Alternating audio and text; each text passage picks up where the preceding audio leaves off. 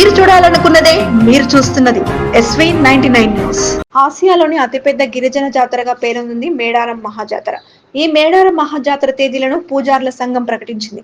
వచ్చే ఏడాది జనవరి 28 నుంచి 31 వరకు జాతర జరగనుంది. ఇందులో భాగంగా 28న సారలమ్మ గోవిందరాజు పగిడిగిద్దరాజు, 29న సమ్మక్క తల్లి చిలకలగుట్ట నుంచి గద్దెలకు చేరుకుంటారు. 30న భక్తులు మొక్కులు చెల్లించుకుంటారని, 31న అమ్మవార్ల వనప్రవేశం ఉంటుందని ప్రకటనలో పేర్కొంది. మూడో రోజునే గద్దెపై కొలువు తీరి ఉన్న సమ్మక్క సారలమ్మ వనదేవతలు గోవిందరాజు పగిడిగిద్దరాజుల వారి వనప్రవేశం కార్యక్రమంలో భక్తులు పెద్ద సంఖ్యలో పాల్గొని మొక్కులు చెల్లించుకుంటారు.